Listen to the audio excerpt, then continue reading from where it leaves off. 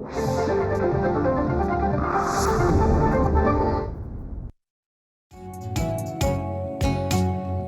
ग्राहक जागो, जागो जागो जागो, झाली नवी पहाट बघा हो. जागो ग्राहक जागो, करताना कुठलीही खरेदी नीट पारखून घ्या हो. जागो. जरी वाटले फसगत झाली सोडून देऊ नका हो. जागो. जाणा आपल्या अधिकारांना, कायद्यातल्या तरतुदींना,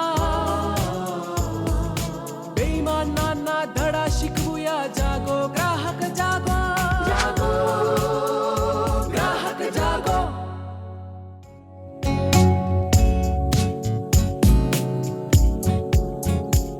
नमस्कार. जागो ग्राहकच्या आजच्या भागात मी रश्मी आंबेडकर आपलं सगळ्यांचं मनापासून स्वागत करते. कालच आपण राष्ट्रीय ग्राहक दिन साजरा केला. सगळ्यांना त्याच्या मनापासून शुभेच्छा. ग्राहक म्हणून समाजात वावरणं ही खरं तर किती आनंददायी गोष्ट आहे. आपण आपल्या मनासारखी खरेदी करत असतो. आपण कमवलेला पैसा आनंदासाठी आपण खर्च करत असतो. पण हे सगळं करत असताना कधी कधी तक्रार करावी लागते आणि त्याचं निवारण योग्य वेळेत होणं सुद्धा तितकंच गरजेचं आहे. तंत्रज्ञान आता बदलतंय. या आधुनिक तंत्रज्ञानाद्वारे आपण ग्राहक तक्रार अधिक जलद कशी करू शकतो या विषयावरच आपण बोलणार आहोत. त्याचं निवारण किती जलद होऊ शकतं या सगळ्यावर मार्गदर्शन करण्यासाठी आपण आपल्या तज्ज्ञांना आमंत्रित केलंय. त्यांची ओळख करून घेऊया. ॲडव्होकेट शिरीष देशपांडे सर, नमस्कार. नमस्कार. कार्याध्यक्ष मुंबई ग्राहक पंचायत. आपल्याच्या दुसऱ्या तज्ज्ञ आहेत पूजा जोशी देशपांडे मॅडम, ॲडव्होकेट आहेत त्या सुद्धा. नमस्कार. कार्यक्रमात स्वागत करते तुमचं. मॅडम रजिस्ट्रार आहेत समेट मुंबई ग्राहक पंचायत. आणि आजचे आपले तिसरे तज्ज्ञ जे आहेत ॲडव्होकेट आशुतोष मराठे सर, तुमचंही कार्यक्रमात स्वागत करते. सर उपाध्यक्ष कन्झ्युमर्स कोर्ट ॲडव्होकेट्स असोसिएशन, इथून ते आलेत. तुमच्या तिघांचंही कार्यक्रमात स्वागत आणि राष्ट्रीय ग्राहक दिनाच्या तुम्हाला शुभेच्छा. कारण ग्राहकांशी थेट तुमचा संबंध येतो आणि त्यांच्या तक्रार निवारणीचं अत्यंत महत्त्वाचं काम तुम्ही करताय. कसं होतं किंवा आधुनिक तंत्रज्ञान कुठलं आहे, त्याचा आपण आधार कसा घेऊ, याच्या आधी आपला जो ग्राहक दिन आहे, राष्ट्रीय ग्राहक दिन, तो 24 डिसेंबरलाच का आपण साजरा करतो, इथून सुरुवात करू. फर्स्ट थिंग फर्स्ट ज्याला म्हणतो तसं की 24 डिसेंबरला ग्राहक संरक्षण दिन किंवा ग्राहक दिन, राष्ट्रीय ग्राहक दिन, तर ते सांगण्याच्या आधी सर्वप्रथम मला या व्यासपीठावरनं राज्यातल्या सर्व ग्राहकांना हार्दिक शुभेच्छा द्यायच्यात. आणि ग्राहक चळवळीत आपण ह्याच्या पुढे कसं काम करणार आहोत, स्वतःच्या हितासाठी, स्वतःच्या संरक्षणासाठी, ते आपण आज बघणार आहोत. आणि मुळात हा 24 डिसेंबर हा राष्ट्रीय ग्राहक दिन म्हणून आपण का साजरा करतो, तर ह्या दिवशी संसदेने जो ग्राहक संरक्षण कायदा संमत केला त्याच्यावर राष्ट्रपतींनी स्वाक्षरी केली. आणि 24 डिसेंबर 1986ला ग्राहक संरक्षण कायदा अंमलात आला. हा एका दृष्टीने अत्यंत क्रांतिकारी असा कायदा असं मी म्हणेन. कारण तो ग्राहकांच्या संरक्षणासाठी, आज नावच जसं सांगतं ते, ग्राहकांच्या संरक्षणासाठी केलेला अत्यंत सोपा सुटसुटीत कायदा होता. त्याच्यामागचं उद्दिष्ट मुख्य असं होतं की बहुतेक वेळा आपण जेव्हा बघतो तेव्हा बाजारात आपण जातो, ग्राहक हा असंघटित असतो. ग्राहक हा बऱ्याच वेळेला त्याचे हक्क काय आहेत त्याला माहीत नसतात आणि त्यामुळे ग्राहकाचं शोषण होतं, ग्राहकाची फसवणूक होते. बरं, फसवणूक झाली तर नक्की जायचं कुठे, तक्रार करायची कुठे, तक्रार कशी करायची हेही त्याला माहीत नसतं. तर असा अनभिज्ञ अजाण ग्राहक ह्याचं संरक्षण करण्यासाठी म्हणून हा जो ग्राहक संरक्षण कायदा आला. आणि या ग्राहक संरक्षण कायद्याने ग्राहकाला दिलं काय, खरं तर पहिलं मी म्हणेन की त्याला ओळख दिली. पूर्वी बाजारपेठेत हा गिराईक म्हणून वावरायचा आणि त्याचं गिराईकच व्हायचं. तर त्याला ग्राहक म्हणून करण्याचं काम हे ग्राहक संरक्षण कायद्याने केलं. मला सांगायला आवडेल की ग्राहक चळवळीचे प्रणेते बिंदू माधव जोशी यांनी ग्राहकाची एक सुंदर व्याख्या केली. कायद्यातली आपली व्याख्या वेगळी आहे, पण त्यांनी जी व्याख्या केली ती अशी की पंचेंद्रियांनी ग्रहण करतो तो ग्राहक. आणि खरा विचार केला तर बघा की आपण सगळ्या गोष्टी ग्रहण करत असतो आणि म्हणून आपण ग्राहक असतो. पण अशा ग्राहकाचं, कारण तो असंघटित असल्यामुळे सर्वसाधारणपणे पिळवणूकच व्हायची आणि म्हणून हा कायदा केला. या कायद्याने दिलं काय आपल्याला, 1986च्या कायद्याने त्याच्यात दोन गोष्टी केल्या गेल्या. एकीकडे ग्राहकाचे काही हक्क ओळखले गेले आणि त्याचबरोबर ह्या हक्कांचं संरक्षण आणि संवर्धन करण्यासाठी ग्राहक संरक्षण परिषदा निर्माण करण्याचं एक तरतूद केली. आणि दुसरीकडे जर का तुमच्या खरंच तक्रारी असतील तर त्याचं निवारण करण्यासाठी एक त्रिस्तरीय तक्रार निवारण यंत्रणा निर्माण केली की ज्याला आपण ग्राहक न्यायालय असं एक सर्वसाधारणपणे म्हणतो. अच्छा. आणि त्यातलं परत वैशिष्ट्य म्हणजे असं होतं की एरवी आपण न्यायालय म्हटलं की बाचकतो, हो. शहाण्याने कोर्टाची पायरी सोडू नये चढू असं नये. म्हणतो. हम्म. तर अशा वेळेला तसं न करता ही ग्राहक न्यायालय म्हणजे ग्राहक मंच आणि ग्राहक आयोग असं त्याला म्हटलं जायचं, 3 स्तरावर, जिल्हा, राज्य आणि राष्ट्रीय स्तरावर होतं. हम्म. तर ही न्यायालयांनी झटपट न्याय द्यावा, एक 3 महिन्यात आणि फार तर झालं तर 5 महिन्यात हम्म. तक्रारीचं निवारण व्हावं अशी एक मार्गदर्शक सूचनाही त्याच्यात होती. त्याच्यानंतर कोर्टात जी पद्धत चालते हम्म. दिवाणी न्यायालयात की कागदपत्र, पुरावे, साक्षी पुरावे, कायद्याचा कीस हे न काढता साध्या सोप्या पद्धतीने आणि जलद गतीने हे काम व्हावं असंही त्या तरतूद केली. आणि नाममात्र फी अच्छा. हा. अशा ह्याच्यात हे सगळं काम सुरू झालं. त्यामुळे जलद, अत्यंत कमी खर्चात आणि सोप्या आणि सुटसुटीत पद्धतीने तुम्हाला तक्रारी करण्यासाठी एक निर्माण केलेली ही यंत्रणा.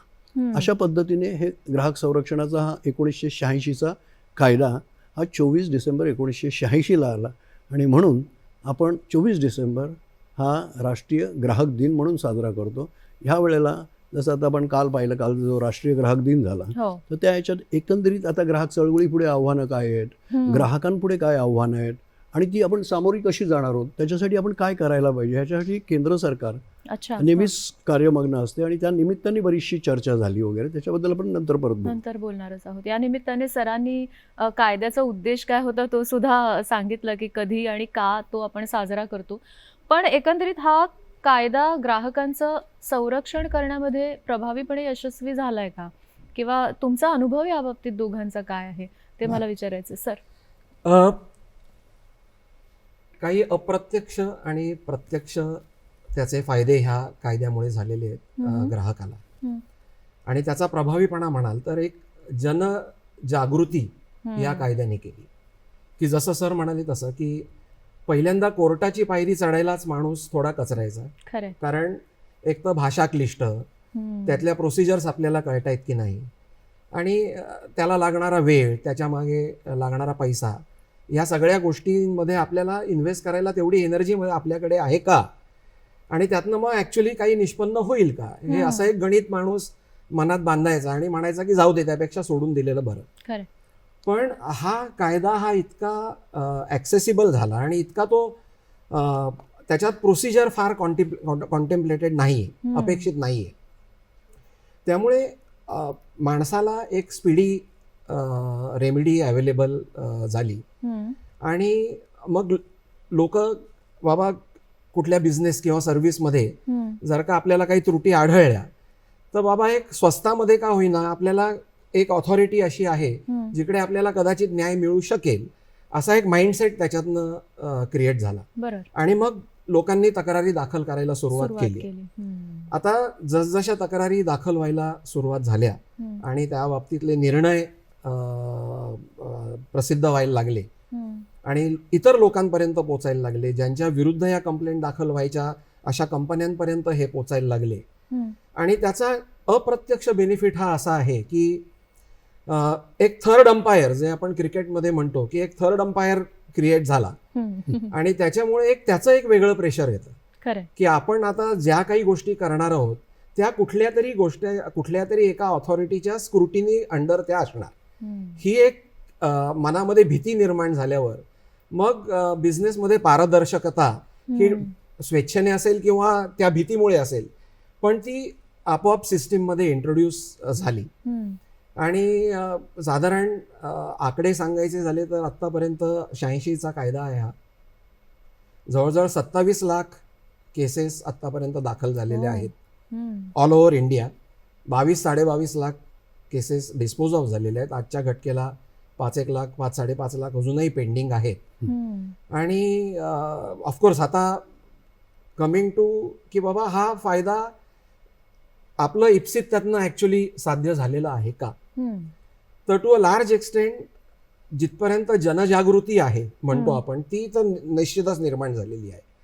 पण अजूनही काही लोक बाबा अनेक वर्ष लागत आहेत की बाबा जरी सिव्हिल कोर्टामध्ये जेवढी वर्ष लागतात तेवढी जरी लागत नसली तरी बाबा काही वर्ष अजूनही लागतायत तर कशाला जा, अशा प्रकारे लोकांची विचारसरणी आहे. तर तंत्रज्ञान म्हणजे टेक्नॉलॉजी हे ऑब्स्टॅकल जे आहे हे पार करू शकेल असं मला वाटतं. आणि आजचा हा कार्यक्रम मला वाटतं आपण त्याचबद्दल बोलणार आहोत, त्याबद्दल की बोलणार आहोत की आधुनिक तंत्रज्ञान ह्या सगळ्यामध्ये आपल्याला कसं आपली मदत कशी करू शकतं. करेक्ट. पूजा मॅडम, तुमचे काय अनुभव आहेत? जसं सरांनी सांगितलं तसं काही. मला असं सांगावंसं वाटतं की ग्राहक हा म्हणजे जन्मल्यापासून ते शेवटपर्यंत हा ग्राहक असतो. त्यामुळे दिवसेंदिवस येणाऱ्या प्रत्येकाला तो ग्राहकच असतो आणि त्याला प्रत्येक दिवशी काही ना काही समस्या फेस कराव्या लागतात. तर ग्राहक न्यायालयामध्ये जेव्हा ग्राहक जातो आणि 1986च्या कायद्याने आपल्याला काय दिलं तर ग्राहकांना तर स्वतःची ओळख दिली आणि ग्राहकांना त्यांचे अधिकार काय आहेत, ग्राहक संरक्षण, ग्राहकांचं ऐकणारं, ग्राहकांची बाजू समजून घेणारी अशी यंत्रणा अस्तित्वात आली. याबद्दल ग्राहकांमध्ये जागृती निर्माण झाली. आणि त्यानंतर जे काही दिवाणी न्यायालयामध्ये 5 ते 10 वर्ष लागणाऱ्या गोष्टी इकडे सरळ सहज सोप्या पद्धतीने तक्रारींचं निवारण होतं. इथे तुम्हाला वकिलांची आवश्यकता नसते. तुम्ही तुमच्या भाषेत तुम्ही तक्रार दाखल करू शकता. तुम्ही तुमचं म्हणणं सुद्धा तुम्हाला जरुरी नाही की इंग्लिशमध्येच मांडायला पाहिजे. तुम्ही तुमच्या मातृभाषेत देखील तुमचं म्हणणं मांडू शकता. मला वाटतं हा मुद्दा खूप महत्वाचा ठरतो नाही. आणि तुम्हाला जे निवाडे म्हणजे ग्राहक संरक्षण न्यायालयातर्फे जे तुम्हाला अंमलबजावणी करावी लागते तर ती अंमलबजावणी सुद्धा इथे सरळ सोप्या पद्धतीने होते. दिवाण सेक्शन 25 आणि 27 अंतर्गत तुम्हाला MLR कोड अंतर्गत तुमची वसुली पण होते. त्यामध्ये जो काही निर्णय असतो त्या दरम्यान म्हणजे खूप सोप्या पद्धतीने इकडे तक्रारींचं निवारण होतं. त्यामुळे जो तरुण वर्ग म्हणजे तरुण वकील मंडळी जी आहेत की ज्यांना असं म्हटलं जातं की तुम्हाला भरपूर याच्यामध्ये शिकावं लागेल, तर ग्राहक संरक्षण कायद्याअंतर्गत ज्या तक्रारी आहेत त्या सोप्या पद्धतीने तुम्ही दाखल करू शकता आणि तुमची बाजू, तुमच्या पक्षकाराची बाजू सुद्धा तुम्ही मांडू शकता योग्य पद्धतीने. दोघांनाही किती छान ना, म्हणजे समजा अशी ही तक्रार जर कोणी केली आणि त्याचं निवारण छान झालं तर दोघांसाठी किती समाधानाची गोष्ट ती असते नाही का. पण ह्याच्यामध्ये बदल होणं सुद्धा फार गरजेचं आहे. म्हणजे आपण एकच एक कायदा कायमस्वरूपी त्याची अंमलबजावणी त्याच पद्धतीने होते असं तर नाही होऊ शकत. समाज बदलतो, परिस्थिती बदलते, तसा कायदाही बदलला पाहिजे.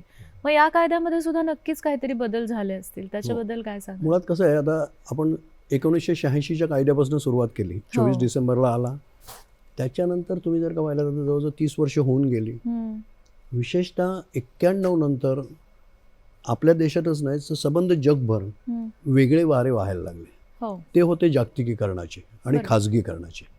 आणि त्याच्यामुळे ग्राहकाला एक वेगवेगळ्या प्रकारची नवीन आव्हानं सामोरे जावं लागलं. आणि त्यामुळे हा जो 86चा कायदा होता हा थोडासा कमी पडायला लागला. नंतर 2000 नंतर जे का आपण पाहिलं तर तुम्ही बरंचसं ई-कॉमर्स वगैरे सारख्या गोष्टी आल्या, ऑनलाईन शॉपिंग आलं. त्यामुळे बाजारपेठेचं स्वरूपच बदललं. मग अशा वेळेला हा जो 86 साली गेलेला कायदा होता हा बराचसा कालबाह्य व्हायला लागला की त्याच्यात आणिक काहीतरी भरीव सुधारणा करणं हे आवश्यक आणि क्रमप्राप्त वाटलं सरकारला आणि ग्राहक संघटनांनाही वाटलं. आणि त्यामुळे संसदेने 2019 साली नवीन ग्राहक संरक्षण कायदा आणला, कन्झ्युमर प्रोटेक्शन ॲक्ट 2019, आणि तो 20 जुलै 2020 पासून अंमलात आला. आता त्याच्यात जुन्या कायद्यात आणि ह्याच्यात काय फरक बरं, तर जुन्या कायद्यातल्या बहुतेक सगळ्याच तरतुदी ठेवलेल्या आहेत. म्हणजे पूर्वीचा जो मला वाटतं 30-31 कलमांचा जो कायदा होता तो आता 2019 मध्ये 107 कलमं झाली. म्हणजे तुम्हाला कल्पना येईल नुसत्या आकड्यावर की हा आता जास्ती भरीव आणि ग्राहकांच्या संरक्षण करण्यासाठी जास्तीत जास्त तरतुदी कशा करता येतील अशा पद्धतीने आला. तर आता ह्याच्यातली काय काय वैशिष्ट्ये काय, तर पहिली गोष्ट म्हणजे मी जे ई-कॉमर्सबद्दल आपण बोलतो, सगळीकडे ई-कॉमर्स फैलावलेलं आहे. सहज कोणी म्हटलं तर 2 बटणं दाबली मोबाईलवरची की तुम्ही खरेदी करू शकता. तर त्याच्याबद्दल ग्राहक त्याच्या तक्रारी असतील तर त्या काय करायच्या, तर त्या ई-कॉमर्सच्या तक्रारी देखील ग्राहक संरक्षण कायद्या अंतर्गत आणण्यासाठी ह्या कायद्यात तरतुदी केली गेल्या नवीन कायद्यात.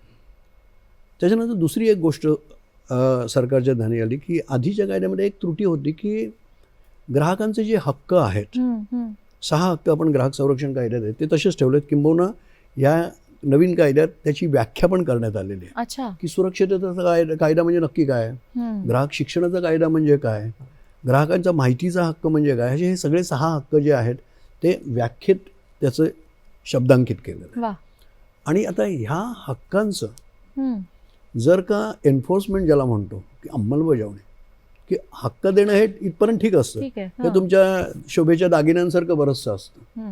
पण मला जर का त्याचा अंमलबजावणी पाहिजे असेल तर सरकारकडे अशी कुठलीही अंमलबजावणीची यंत्रणा नव्हती.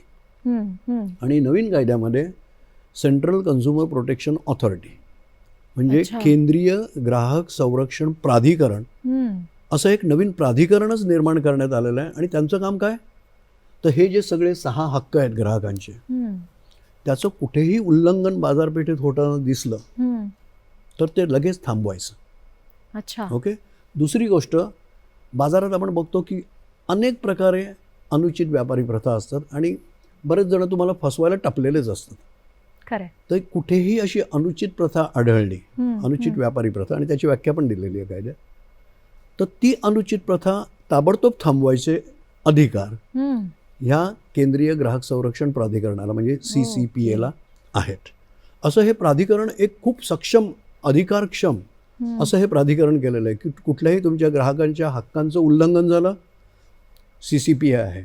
अनुचित व्यापारी प्रथा आहेत तिनं थांबवायला आणि त्यांच्याविरुद्ध कारवाई करायला CCPA आहे. आणि तिसरी आणि सगळ्यात महत्त्वाची गोष्ट, जाहिराती. आता जाहिराती तुम्हाला माहिती आहेत, जाहिराती म्हटल्या की अतिरंजित जाहिराती, फसव्या जाहिराती आणि जाहिरातींचा भुलभुलैया हा तर सगळ्यांनाच माहिती आहे. आणि त्याच्यात तो ग्राहक जो गडबडून जातो, गोंधळून जातो, त्याचं संरक्षण कोण करणार, त्याचं संरक्षण हे CCPA करणार. अच्छा आणि त्यामुळे 3 गोष्टी, ग्राहकांच्या हक्कांचं उल्लंघन, अनुचित व्यापारी प्रथा आणि चुकीच्या आणि दिशाभूल करणाऱ्या जाहिराती यांना चाप लावण्यासाठी ही एक नवीन यंत्रणा केली. त्याच्यात आणि एक छोटी गोष्ट सांगतो की ह्या जाहिरातींमध्ये दिसणारे तुमचे सेलिब्रिटीज, वलयांकित व्यक्तिमत्व जे काही खोटे दावे करतात त्यांनाही ह्या कायद्याने आता चाप लावलेला आहे आणि त्यांच्यावर ॲक्शन घेण्याचे अधिकार हे या प्राधिकरणाला आहेत. तर असे बरेचसे हे सुविधा किंवा वैशिष्ट्य ह्या नव्या कायद्याची सांगता येतील. बऱ्याचशा गोष्टी ग्राहकांना माहीतच नसतात की त्यांच्यासाठी काय काय बनलंय. आणि म्हणूनच आपला हा आजच्या कार्यक्रम या कार्यक्रमाच्या निमित्ताने त्यांच्यापर्यंत पोहोचेल की त्यांच्यासाठी कोणते कोणते पर्याय उपलब्ध आहेत आणि कशा पद्धतीने त्यांना न्याय मिळू शकतो, किती वेगवेगळ्या प्रकारे. कारण शेवटी अर्थकारण खेळतं ठेवण्यामध्ये ग्राहक हा खूप महत्वाची भूमिका बजावतो, नाही का. पण हे सगळं जरी असलं तरी सुद्धा मला दोघांना हा प्रश्न विचारायचा आहे की प्रत्येक ग्राहकाला समजा त्याची तक्रार करायची त्याच्यावर वेळ आलीच, येऊ नये पण आलीच, तर प्रत्येक वेळेला ग्राहक न्यायालयात सगळ्यांनाच जायला मिळेल असं नाही होत. काहीही कारणं असतील, भीती वगैरे आपण बाजूला ठेवा, पण इतर कारणं सुद्धा असू शकतात. तर त्यांच्यासाठी काही वेगळे मार्ग आहेत, पर्याय आहेत काही उपलब्ध, काय सांगाल सर? एस्पेशली हा 2019 साली हा जो कायदा आलेला आहे त्याच्यामध्ये ऑनलाईन कंप्लेंट दाखल करण्याची पण सुविधा निर्माण झालेली आहे. आणि त्याच्यासाठी ई-दाखील म्हणून एक पोर्टल पण क्रिएट केलेलं आहे.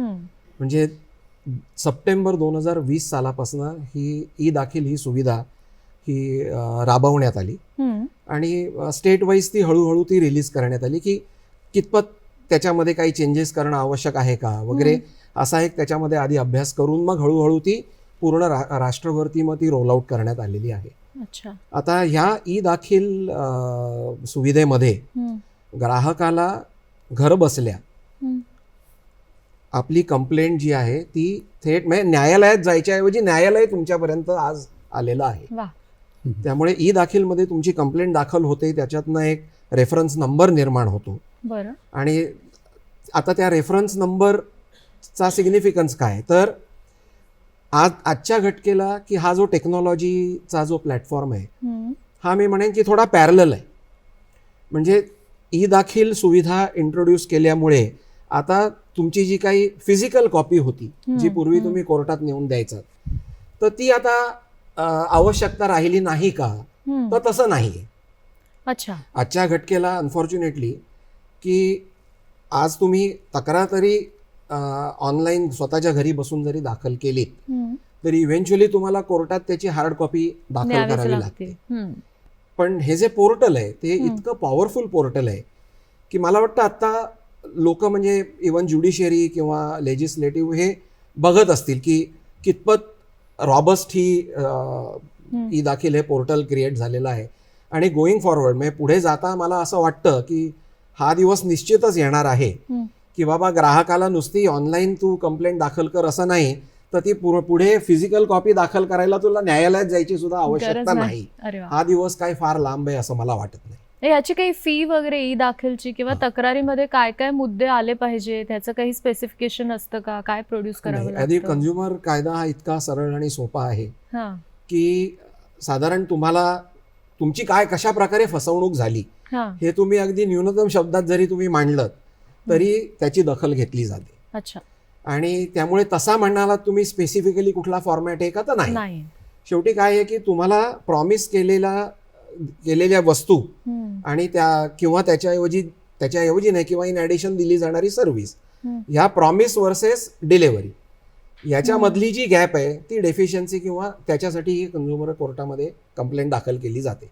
त्यामुळे तुम्ही कुठल्याही शब्दात स्वतःच्या जिथपर्यंत हे दाखवू शकलात की बाबा मला हे प्रॉडक्ट विकत घेताना मला काय प्रॉमिस केलं गेलं होतं किंवा ही सर्व्हिस देताना मला काय देण्यात येईल असं सांगण्यात आलं होतं आणि त्याच्या समोर मला ऍक्च्युली काय मिळालं हे जरी तुम्ही तुमच्या कुठल्याही तोडक्या मोडक्या शब्दात जरी तुम्ही तुमच्या कंप्लेंटमध्ये लिहिलत ना तरी त्याच्याकडे लक्ष दिलं जातं आणि त्या बेसिसवरती कंप्लेंट डिसाईड होतात. आणि मगाशी मॅडमने म्हटलं तर सॉरी मी कट केलं तुम्हाला, मगाशी मॅडमने म्हटलं तसं की भाषा कोणतीही चालते तिथे का अजून तरी आजच्या घटकेला तरी ई दाखल मध्ये डिस्ट्रिक्ट फोरमला नक्कीच जशी कंप्लेंट जी फिजिकल फॉर्म मध्ये दाखल होते ती तशी मराठीमध्ये दाखल होऊ शकते.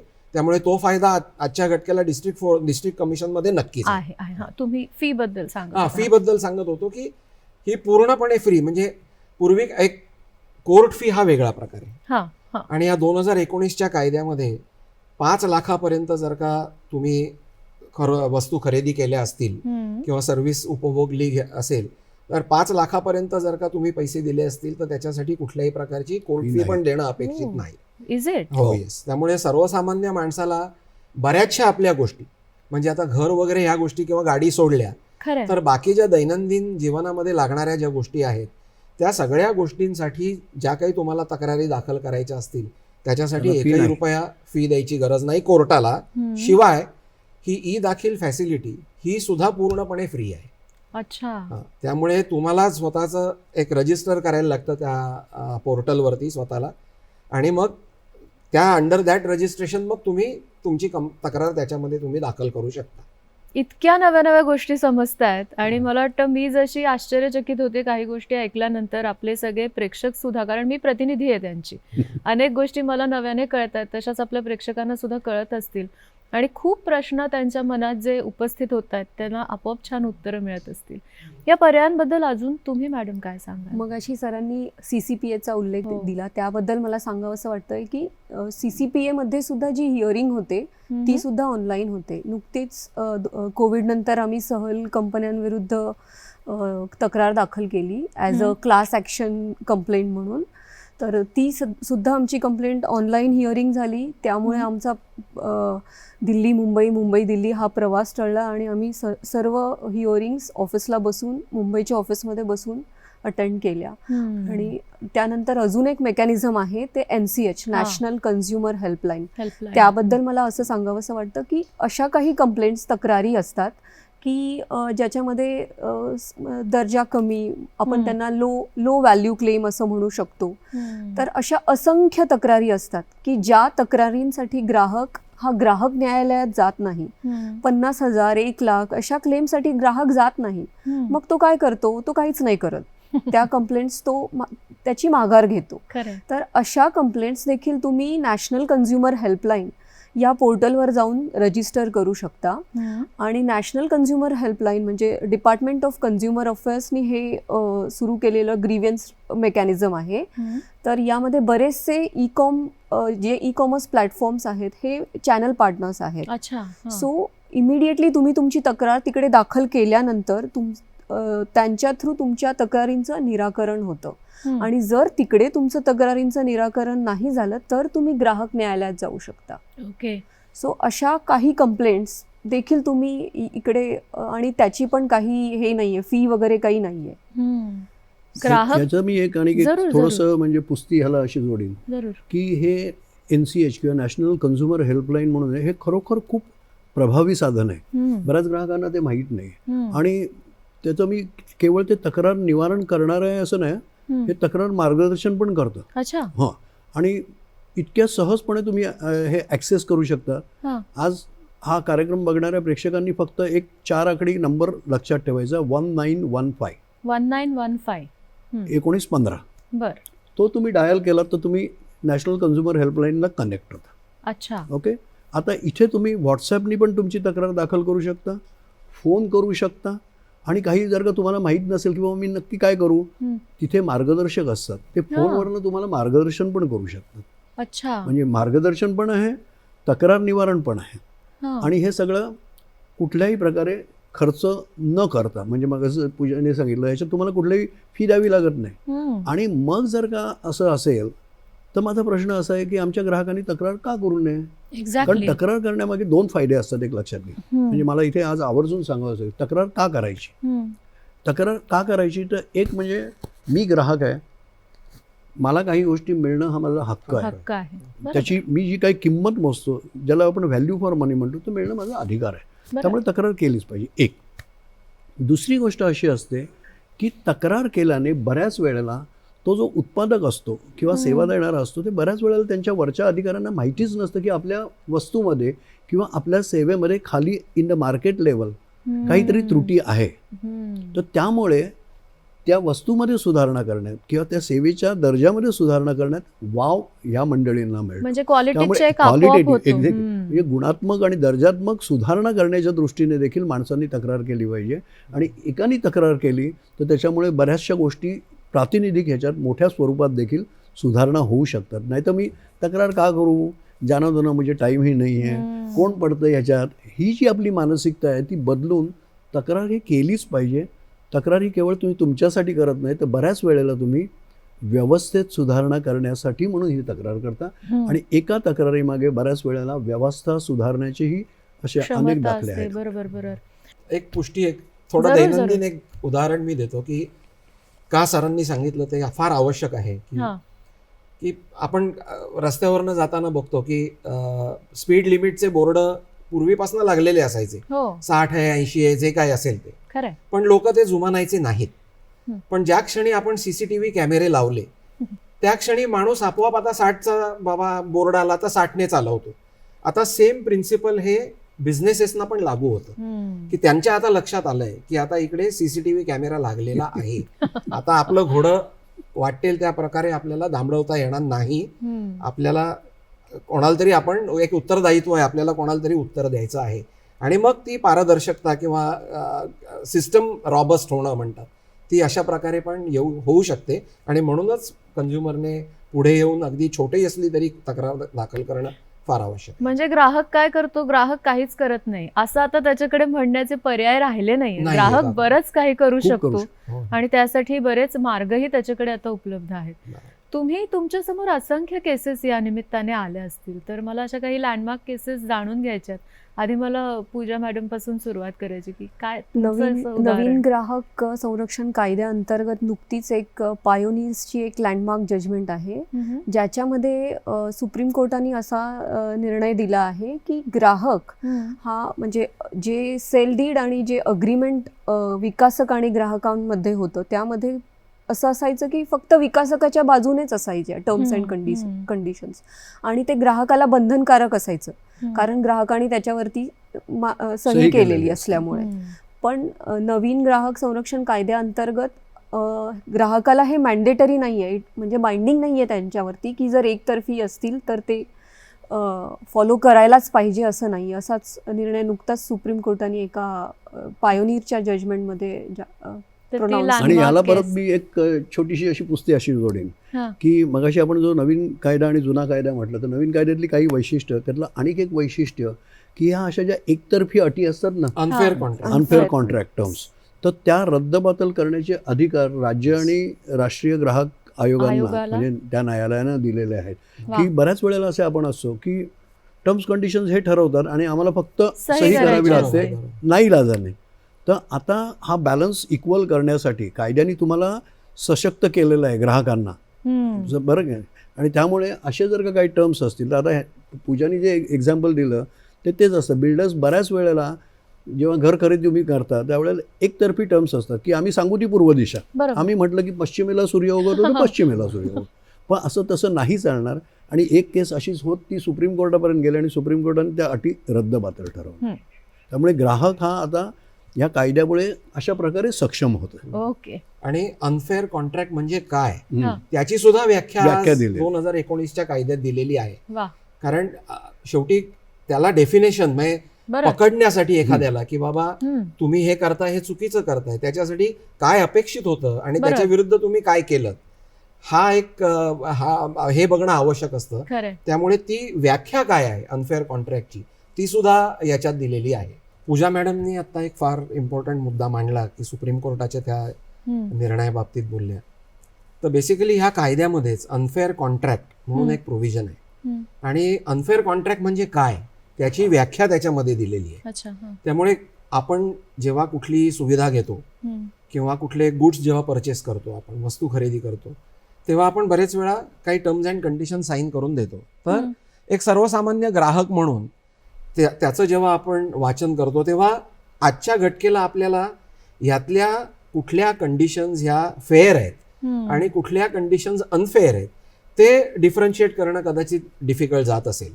त्यामुळे अनेक अशा गोष्टी आपण सह्या करून देतो की बाबा ज्याच्यामध्ये इनबिल्टच अनफेअर कॉन्ट्रॅक्टच्या सगळ्या टर्म्स आहेत. तर आजच्या घटकेला ह्या कायद्यामध्ये अनफेअर कॉन्ट्रॅक्ट म्हणजे काय हे डिफाईन केलेलं असल्यामुळे की आपण जी कुठलीही गोष्ट जी सही करून देतो ती करून देताना बाबा ह्याच्यातला फेअर कुठला पार्ट आहे आणि अनफेअर पार्ट कुठला आहे ही सुद्धा इन्फॉर्मेशन आज ग्राहकापर्यंत पोहोचू शकते. आणि त्या बेसिसवरती मग ग्राहक ठरवू शकतो की एखादं कॉन्ट्रॅक्ट मी आज एक्झिक्यूट करणार नाही करणार किंवा न्यायालयात त्याच्या बाबतीत दाद मागणार. कारण आपण अनेक आजच्या घटकेला तर अशी परिस्थिती आहे की कुठलीही सुविधा तुम्ही घेतलीत तेव्हा सही करून देताना म्हणजे एवढ्या ते एलॅबोरेट त्या टर्म्स अँड कंडिशन्स असतात की आणि शेवटी तुम्हाला पर्याय नसतो. म्हणजे तुम्हाला एखाद्या गोष्टीची गरज असते म्हटल्यावर तुम्ही मग ते डोळे झाकून त्याच्यावरती सही करता. आणि गमतीशीर उदाहरण द्यायचं झालं तर आता मी नॅशनल कमिशन मध्ये एका केससाठी होतो, अर्थात पार्टीचं नाव मी सांगत नाही, पण बँकिंग फ्रॉडच्या बाबतीतली ती केस होती की टेक्नॉलॉजीचा वापर करून झालेला फ्रॉड. आणि शेवटी मी तिथल्या प्रेसिडेंट साहेब होते, त्यांना टर्म्स अँड कंडिशन्स दाखवल्या तर त्यांनी सगळ्या वाचल्या आणि मग मला म्हणाले की तुमची बँक हे एवढं लांब लचक का लिहिते हो, त्याच्याऐवजी एकच ओळ का नाही लिहित की काहीही झालं तरी आमची बँक जबाबदार नाही. त्यामुळे आज अशा प्रकारच्या म्हणजे टर्म्स अँड कंडिशन्स बऱ्याच माणूस सही करतो आणि त्याची अडचण असते म्हणून. याचं एक आपल्याला दुसरं एक उदाहरण म्हणजे सर्वसाधारण आढळणारं म्हणजे कॉन्ट्रॅक्ट पर्यंत मी जाणारच नाही की नेहमीच्या व्यवहारात जे असतं ना, तुम्ही कुठली वस्तू विकत घेतली ना, बऱ्याच वेळेला तुम्हाला जरी चुकून पावती मिळाली ना तर त्या पावतीच्या मागे काय लिहिलं असतं, goods one sold cannot be replace. बरोबर आहे की नाही? हे एक. आणि दुसरी गोष्ट, लॉन्ड्रीवाल्याकडे गेलात तर तो पण बेलाशक खाली लिहिलेलं असतं की जर का काय हे झालं तर आम्ही जबाबदार नाही. म्हणजे काय हे बेजबाबदारीचं लायसन्सच आम्ही द्यायचं का? तर नक्की सांगतो हे की ग्राहक संरक्षण कायद्याने ह्या सगळ्या गोष्टींवर फुल्ली मारलेली आहे की गुड्स वन सोल्ड आज कुठल्याही बिलावर किंवा रिसीटवर चालणार नाही. हे सर्व ग्राहकांनी लक्षात घ्यावं आणि कुठे जर का असेल तर त्या गोष्टी विरुद्ध तक्रार करणं. कारण जसं हे मोठ्या प्रमाणात जसं कॉन्ट्रॅक्टमध्ये म्हणजे एखादं इन्शुरन्सचं कॉन्ट्रॅक्ट असेल किंवा घर खरेदीचा करार असेल त्याच्यातल्या जशा एकतर्फी अटी असतात तसेच हे छोटे विक्रेते देखील किंवा छोटे सेवा देणारे देखील असं म्हणतात की आम्ही एकदा वस्तू दिली ना परत घेणार नाही. किंवा इस्त्री करताय काय साडी जरी काय जळली हे हो, झालं हो. आम्ही जबाबदार नाही. अरे मग असं कसं जबाबदार काय नाही मग काय. बरं. तर त्यामुळे ग्राहकांचे हे हक्क हे पूर्णपणे शाबित आहेत आणि ग्राहकांनी फक्त त्याच्यासाठी तक्रार करणं मात्र आवश्यक. मगाशी सर ई दाखल बद्दल तुम्ही इतकं सविस्तर सांगितलं, पण समजा म्हणजे आता ग्राहक तर तक्रार करू शकतात, पण मग 2 बाजू असतात ना नाण्याला, तर असं दुसरीकडून सुद्धा अशा पद्धतीने ऑनलाईन होऊ शकतं का, किंवा अपील जर करायचं असेल तर ते सुद्धा ऑनलाईन होऊ शकतं का, तंत्रज्ञानाबद्दल आपण बोलतोय तर? चांगला प्रश्न आहे. आणि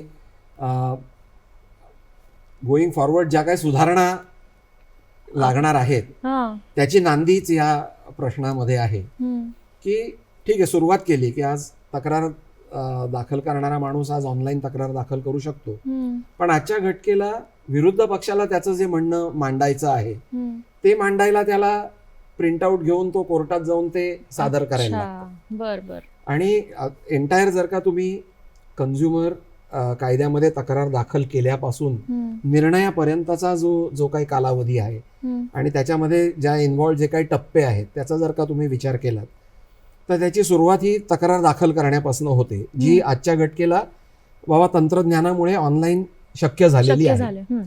पण आज रिप्लाय दाखल करण्यासाठी तुम्हाला कोर्टात जायला लागतं. आता पुढचा टप्पा असा आहे की एकदा उत्तर मिळालं की ते वाचून बाबा त्याच्यात काही चुकीचं मांडलं गेलेलं असलं तर तक्रारदाराला ती एक संधी मिळाली पाहिजे आणि त्यामुळे मग तो एक शपथपत्र दाखल करतो. तर आजच्या घटकेला हे शपथपत्र सुद्धा दाखल करायचं असेल तर कोर्टात जायला लागतं. मग त्याच्यानंतर विरुद्ध पक्षाला सुद्धा ते शपथपत्र वाचून परत स्वतःचं काही म्हणणं मांडायचं असेल तर त्याच्यासाठी पुन्हा कोर्टात जाऊन ते मांडायला लागतं. आणि शेवटी दोन्ही पार्ट्यांना की छोटा एक आपला लेखी युक्तिवाद दाखल करायला लागतो आणि मग ते तोंडी युक्तिवादासाठी ती केस लागते आणि मग तो शेवटी तोंडी युक्तिवाद होतो. तर हा जो प्रवास आहे की तक्रार दाखल केल्यापासनं ते तोंडी युक्तिवाद, त्याच्यामध्ये टेक्नॉलॉजी हा खूप मोठा पार्ट प्ले करू शकते.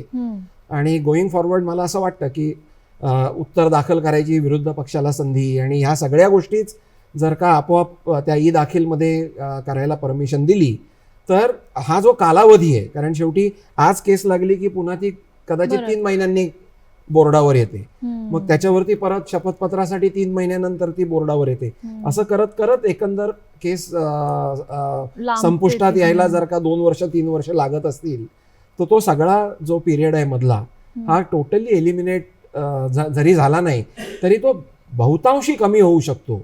आणि जे पहिलं जे स्वप्न आहे, स्वप्नच म्हटलं पाहिजे की 90 दिवसामध्ये निर्णय मिळाला पाहिजे, तर तो दिवस फार लांब आहे असं मला वाटत नाही.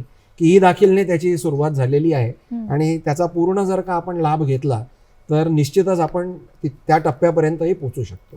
सरांकडे केसेसची असंख्य उदाहरणं आहेत, आम्हाला त्यातली एक सांगा म्हणणं खरं तर अवघड आहे, पण तरी सुद्धा आजच्या कार्यक्रमात तुम्ही लँडमार्क कुठली सांगा? लँडमार्क आता ग्राहक संरक्षण कायद्याने आम्हाला काय दिलं म्हटलं तर म्हणजे अकाउंटेबिलिटी टुवर्ड्स द कन्झ्युमर्स, की उद्योग असेल, व्यवसाय असेल, विक्रेता असेल तर त्याला सगळ्याला ग्राहकांचं उत्तरदायित्व आहे. He is accountable to them. ह्याची एक सुंदर केस सुप्रीम कोर्टाने म्हणजे ग्राहक न्यायालयातूनच गेलेली केस शेवटी अपीलमध्ये, फायनल अपीलमध्ये सर्वोच्च न्यायालयात होती. ती म्हणजे Lucknow development authority versus MK Gupta, landmark judgement आहे. त्याच्यात सुप्रीम कोर्टाने काय सांगितलं की बऱ्याच वेळेला हे सेवा देणाऱ्या संस्था असतात, इन्शुरन्स कंपन्या आहेत, बँका आहेत, रेल्वे आहे, टेलिफोन आहे. प्रत्येक ठिकाणी बऱ्याच वेळेला त्या सेवा देणाऱ्यांचा निष्काळजीपणा दिसून येतो. बऱ्याच वेळेला रॉंगफुली इलेक्ट्रिसिटी डिस्कनेक्ट केली जाते, टेलिफोन डिस्कनेक्ट केलं जातं. मग ग्राहक न्यायालयात गेल्यावर मग ग्राहक न्यायालय सांगतं की आता तुम्ही दंड भरा, ग्राहकाला नुकसान भरपाई द्या. सर्वोच्च न्यायालय म्हणालं की हे सगळं ठीक आहे, छान आहे, ग्राहकाला नुकसान भरपाई मिळते, पण शेवटी त्या कंपनीतनं ते पैसे दिले जातात. तर त्यामुळे असं न होता याच्यापुढे जर का ग्राहकाला एखादी सेवामध्ये त्रुटी झाली आणि त्याला जर का नुकसान भरपाई द्यायची झाली तर ते कंपनीने जरूर द्यावी ताबडतोब ग्राहकाला. पण त्याच्यासाठी जो अधिकारी किंवा कर्मचारी जबाबदार असेल त्याच्याकडनं ती नुकसान भरपाई वसूल करायला पाहिजे. म्हणजे याला इंडिव्हिज्युअल अकाउंटेबिलिटी म्हणतो. आणि हे झाल्यानंतर मी तुम्हाला सांगतो, हे जे निर्णय आला 1990-91 मधला असेल तो निर्णय.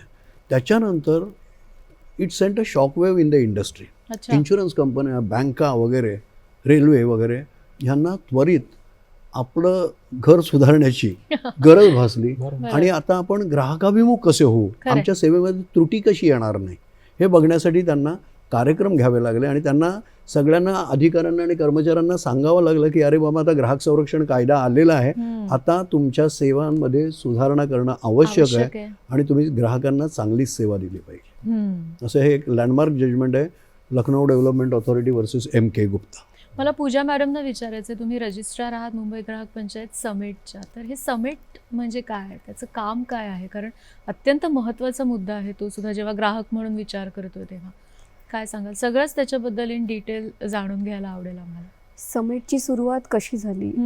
आम्ही 2018 महारेरामध्ये सलोखा मंचाने ग्राहक आणि विकासक यांच्यातला वाद सलोखा मंचाद्वारे आम्ही सोडवू लागलो. आणि सलोखा मंचाद्वारे सोडवताना आम्हाला असं जाणवायला आलं की आमचा जो सक्सेस रेट आहे तो खूप चांगल्या प्रकारे आणि खूप पॉझिटिव्ह रिस्पॉन्स आला. आणि त्यातनंच आम्हाला लक्षात आलं की आपण मग सलोख्यानी अशा कन्झ्युमर कंप्लेंट्स ज्या असतात त्या तक्रारींचं निवारण का नाही करू शकत. मग त्यामध्ये अशा बऱ्याचशा तक्रारी असतात की सोसायटी आणि मेंबरचे वाद असतात, त्यानंतर इन्शुरन्स कंपनी आणि ग्राहकाचे वाद असतात, त्यानंतर बँकांमधल्या कस्टमर्स आणि बँकेमधले वाद असतात. अशा बऱ्याचशा वाद आहेत जे सलोख्यानी आम्ही सोडवू शकतो. म्हणूनच आम्ही मे 2022 समेटची स्थापना केली, मुंबई ग्राहक. त्यालाच आम्ही समेट नावाचं प्रायव्हेट मीडिएशन सेंटर आहे. सो तिथे आमच्याकडे जवळपास 15 ते 20 ट्रेंड मीडिएटर्स आहेत ज्यांनी मीडिएशनमध्ये ट्रेनिंग घेतलेलं आहे. आणि सर्टिफाईड मीडिएटर्स आहेत की ज्यामध्ये मला थोडक्यात प्रोसेस समेटची सांगायची आहे. तर समेटमध्ये आम्ही तक्रारींचं निराकरण जे आहे ते मध्यस्थीच्या रूपाने ऑफलाईन पण करतो, ऑनलाईन सुद्धा करतो. कधी कधी ग्राहकाला फिजिकली येणं शक्य नसतं, पण समोरचा जो असतो तर त्याला त्याची तयारी असते यायची, किंवा कदाचित त्याची तयारी पण नसते. तर आम्ही हायब्रिड मोड अशा तिन्ही पद्धतीने आम्ही समेटमध्ये ज्या तक्रारी येतात त्या सोडवतो. आतापर्यंत समेटमध्ये जवळपास 15 ते 20 तक्रारी आलेल्या आहेत आम्हाला गेल्या 1-1.5 वर्षात. आणि त्यामध्ये वेगळ्या वेगळ्या तक्रारी, म्हणजे अशा तक्रारी कधी ग्राहक न्यायालयात गेल्या सुद्धा नाहीत. जसं की विवाह संस्थानामधल्या ज्या तक्रारी असतात की आपण तिकडे पैसे भरतो आणि आपली फसवणूक होते, आपल्याला त्यांच्याकडनं सर्व्हिसेस मिळत नाहीत, मग आपण कुठे जायचं? 20-25 हजारासाठी आपण नाही जाणार ग्राहक न्यायालयात. मग अशा तक्रारी समेटमध्ये आलेल्या. या तक्रारी आमच्याकडे जेव्हा आल्या तर आम्हाला फक्त ईमेलनी आम्ही समोरच्यांना जेव्हा कळवायचो की अशी तुमच्या कंपनीच्या विरुद्ध ही तक्रार आमच्याकडे आलेली आहे आणि याचं तुमचं काय म्हणणं आहे या तक्रारीबद्दल ते तुम्ही आम्हाला कळवावं. आणि तुमचं जे काही म्हणणं असेल लेखी आणि कागदपत्रांसह तुम्ही 10 ते 15 दिवसात आम्हाला सबमिट करा. तर आत्तापर्यंतच्या 15 तक्रारींमध्ये जवळपास आमच्या 4 ते 5 तक्रारी ह्या फक्त ईमेलनीच तक्रारींचं निराकरण झालं. म्हणजे समेटच्या माध्यमातून जेव्हा विरुद्ध बाजूला जेव्हा आम्ही नोटीस बजावली तर त्या नोटीस बजावल्यानंतरच लगेच 10 ते 15 दिवसांनंतर तक्रारदाराचा आम्हाला फोन येतो की माझी तक्रार निराकरण झाली आणि मला माझे पैसे परत मिळाले. म्हणजे मध्यस्थ नेमण्याची गरज नाही पडली. आणि परत समाधान 100% नाही का? त्यांना जे काही नुकसान झालं होतं त्यातून त्यांना समाधान मिळालंय. मॅडम, खरं तर कायद्यामध्ये सुद्धा, म्हणजे फॉर्च्युनेटली 2019च्या कायद्यामध्ये सुद्धा मीडिएशनची प्रोव्हिजन, मध्यस्थीची आलेली आहे. आणि हे इतकं पॉवरफुल खरं मीडियम आहे. आपण जर का साधारणपणे ज्या काही तक्रारी दाखल होतात त्याचं जर का विश्लेषण केलं ना तर फार थोड्या अशा तक्रारी असतात की ज्याच्यात 100% चूक अगदी डोळे झाकून एका पक्षाची आहे आणि दुसऱ्या पक्षकाराची काडीची चूक नाही. सो जर का एकंदर थोडी चूक तुझी आहे, थोडी चूक माझी आहे, ही जर का सत्य परिस्थिती असली तर समेट सारखी जर का संस्था ही निश्चितच अनेक तक्रारी ह्या त्या मीडिएशनला जाऊन त्या तिकडे त्याचा चांगल्यापैकी त्यातनं सुटू शकतो हा प्रश्न. इथे मला समेटबद्दल अजून सांगावंसं वाटेल की समेटमध्ये आम्ही कोणत्या कोणत्या प्रकारच्या तक्रारी हाताळतो. तर त्याच्यामध्ये कन्झ्युमर कंप्लेंट्स सर्व प्रकारच्या कन्झ्युमर कंप्लेंट्स आम्ही इथे हँडल करतो. त्यानंतर सोसायटी आणि मेंबर यांच्यामधला जो वाद असतो त्या कंप्लेंट्स, त्यानंतर इन्शुरन्स कंपनी विरुद्धच्या कंप्लेंट्स, नंतर वैद्यकीय ह्याच्यामध्ये जर काही निष्काळजीपणा झालेला असेल तर अशा तक्रारी, या तक्रारी पण आम्ही समेटच्या माध्यमातून निवारण करतो. आणि दुसरी गोष्ट मला अशी सांगावीशी वाटते की म्हणजे कोर्टामध्ये न्यायालयात आपल्याला जो निकाल येतो, निर्णय येतो, तर त्याच्यामध्ये असं होतं की कोणीतरी एक कोणत्या तरी एका बाजूनी निर्णय लागतो आणि दुसरी बाजू ही नेहमीच अपिलामध्ये जायच्या तयारीत असते. पण समेट सारख्या माध्यमातून जर तुम्ही तक्रारींचं निवारण केलं तर इथे तुम्ही दोघंही स्वतःहून निर्णय घेता. बरोबर. कोर्टामध्ये हे जज हे तुमचा निर्णय घेत असतात आणि इथे तुम्ही स्वतः म्हणजे तुम्ही स्वतःच तुमचा निर्णय घेता आणि इथे फक्त मध्यस्थ जो आहे तो तुम्हाला मदत करत असतो की कसं तुमची तक्रार तुम्ही निराकरण करू शकाल. आता आशुतोषजींनी जो मुद्दा सांगितला तो महत्त्वाचा आहे की नव्या कायद्यामध्ये, ग्राहक संरक्षण कायद्यामध्ये मध्यस्थीद्वारे तंटा निवारण ही एक खूप छान तरतूद आणलेली आहे. आणि त्याचा आणि तंत्रज्ञानाचा वापर करून सरकारने नवीन एक यंत्रणा तयार करावी अशी मुंबई ग्राहक पंचायतीने एक सूचना केंद्र सरकारला दिलेली. आता मगाशी जो उल्लेख पूजानी केला की नॅशनल कन्झ्युमर हेल्पलाईनकडे तक्रार आपण सहज करू शकतो. पण बऱ्याच वेळेला असं होतं की तिकडनं तक्रार सुटली नाही तर मग काय होतं, मग तिकडनं मार्गदर्शन करण्यात येतं की आता तुम्ही ग्राहक न्यायालयात जा. आणि ते खूप म्हणजे आता आपण जसं पाहिलं त्यामुळे वेळ जातो, बरंचसं जातं. तर अशा वेळेला आपण केंद्र सरकारला अशी सूचना केलेली आहे की तिकडे एक नवीन लेअर द्या की जिथे तो ODR, ऑनलाईन डिस्प्यूट रिझॉल्युशनचा प्लॅटफॉर्म असेल. आणि जसं पूजा मगाशी म्हणाली की किंमत कमी असते, तुमची मूल्य कमी असतं, पण अशा असंख्य तक्रारी आहेत आणि त्यासाठी लोक जातच नाहीत तक्रारी. तर अशा ज्या तक्रारी आहेत किंवा उद्या ग्राहक न्यायालयात जायच्या ज्या तक्रारी आहेत त्यांना एक ज्याला आपण प्री लिटिगेशन मिडिएशन म्हणतो तशा पद्धतीने एक ऑनलाईन प्लॅटफॉर्म तयार करा असं आपण केंद्र सरकारला सांगितलं. मला सांगायला आनंद वाटतो केंद्र सरकारने ती सूचना स्वीकारलेली आहे. आणि आता असं होणार आहे की नॅशनल कन्झ्युमर हेल्पलाईनमध्ये न सुटलेल्या कंप्लेंट्स किंवा ग्राहक न्यायालयात जाऊ इच्छिणारे तक्रारदार ग्राहक यांच्यासाठी एक नवीन प्लॅटफॉर्म केंद्र सरकार लवकरच उपलब्ध करून देणार आहे आणि तो पूर्णपणे ऑनलाईन असेल. आणि आता जसं आशुतोषजींनी सांगितलं मिडिएशन किंवा मध्यस्थीद्वारे किंवा पूजानी जसं सांगितलं समेटमध्ये मध्यस्थीद्वारे, म्हणजे जास्ती वकिलांना आणायचं, कायद्याचा कीस काढायचं, त्याच्याऐवजी मध्यस्थ नेमा. आता मिडिएशन कायदा पण आपल्याकडे आलेला आहे. तर त्यामुळे ह्या सगळ्याला पुष्टी मिळाली आणि मध्यस्थीद्वारे ग्राहकांचे तंटे चांगल्या वातावरणात, कायद्याचा कीस न काढता, कमीत कमी खर्चात, कमीत कमी वेळात आणि टेक्नॉलॉजीचा वापर करून ऑनलाईन घर बसल्या तुमचं तक्रार निवारण कसं होऊ शकेल याच्यासाठी एक खूप मोठी एक पर्वणी असं मी म्हणेन की ह्या ग्राहक दिनाच्या निमित्ताने आज मी सांगू शकतो की केंद्र सरकार लवकरच ग्राहकांसाठी घेऊन येते. याच्यासाठी कदाचित आपल्याला 2 ते 3 महिने वाट पाहावी लागेल. पण आपण मुंबई ग्राहक पंचायतीने ही सूचना केलेली आहे ग्राहकांचं हित लक्षात घेऊन की ग्राहकांना येणाऱ्या अडचणी वगैरे आपण जे सगळं पाहिलं की ग्राहक कायदा आला तरी पण आम्हाला जलद न्याय मिळत नाही, मग आता काय करायचं. तर आपण हेच सांगितलंय की हे जे तंत्रज्ञान आहे ते वापरा. आणि आज तुम्हाला सांगतो की आर्टिफिशियल इंटेलिजन्सनी ह्याच्यातनं क्रांतिकारक बदल होणार आहे. आर्टिफिशियल इंटेलिजन्स म्हणा, मशीन लर्निंग म्हणा, चॅट GPT म्हणा, ह्या सगळ्या ज्या आधुनिक तंत्रज्ञान आहे ते तंत्रज्ञान वापरून आज येत्या काही महिन्यातच, म्हणजे मी तर खूपच आशावादी आहे, कारण काही जण म्हणतील की बाबा 1-2 वर्ष लागतील, हरकत नाही, पण येत्या वर्षभरात आमूलाग्र बदल ग्राहक संरक्षण किंवा ग्राहक तक्रार निवारणामध्ये होणार आहे. आणि त्याच्यासाठी केंद्र सरकार कटिबद्ध आहे की याच्यातनं नवीन तंत्रज्ञानाचा, आधुनिक तंत्रज्ञानाचा वापर करायचा आणि जेणेकरून ग्राहकांचे तंटे हे अत्यंत कमीत कमी वेळात टेक्नॉलॉजीच्या ह्याने तुमच्या खूप सुविधा उपलब्ध करून तुम्हाला देऊन तुम्हाला समाधान लावेल. अशा पद्धतीने हे ग्राहकांचं संरक्षण आधुनिक तंत्रज्ञानाच्या द्वारे करण्याचा एकंदरीत सगळा असा ॲक्शन प्लॅन आहे असं मी म्हणेन. अगदी जाता जाता तुम्हा दोघांना विचारायचं आणि सरांकडे शेवटचा प्रश्न मी त्यांच्याकडे विचारणार आहे त्यांना की आधुनिक तंत्रज्ञान आणि ग्राहक या निमित्ताने जाता जाता अगदी एका वाक्यात जर आपल्या सगळ्या प्रेक्षकांना, ग्राहकांना काही सांगायचं असेल तर तुम्ही दोघं काय सांगाल सर? की तंत्रज्ञान हे तुमच्यासाठी आज उपलब्ध झालेलं आहे, तर मागे राहू नका, पुढे या, आपल्या तक्रारी दाखल करा आणि लवकरात लवकर तुम्हाला न्याय मिळेल.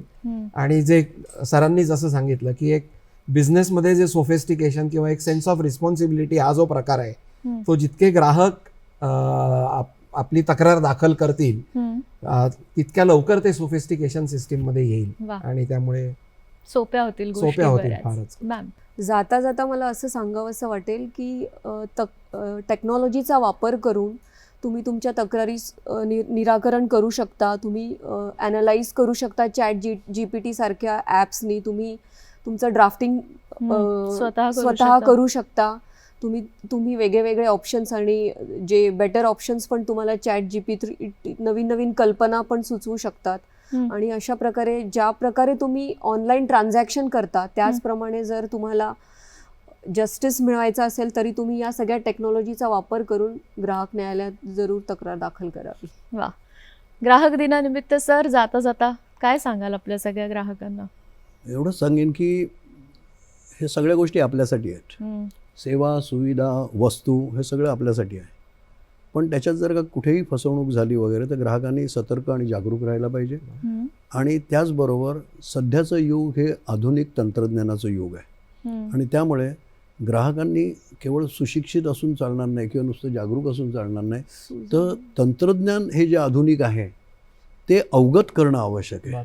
वा. तुम्हाला जर का या स्पर्धेत जर का टिकून राहायचं असेल तर तुम्ही जितक्या लवकरात लवकर तंत्रज्ञान स्नेही व्हाल, ओके, तितकंच तुम्ही तुमचं स्वतःचं संरक्षण जास्ती प्रभावीपणे करू शकाल. वा. एवढंच म्हणून मी पुन्हा एकदा सर्व ग्राहकांना ग्राहक दिनाच्या निमित्त शुभेच्छा देतो. खूप छान माहिती तुम्ही तिघांनी सांगितलीत आणि आधुनिक तंत्रज्ञानाचं महत्त्व सगळ्यांपर्यंत पोहोचवलं सोप्या शब्दात. नाहीतर तंत्रज्ञानाशी आपण मैत्री करत नाही कारण ते अवघड वाटतं काही वेळेला. तर खूप सोप्या शब्दात सांगितलं. तुमचे मनापासून आभार मानते. धन्यवाद.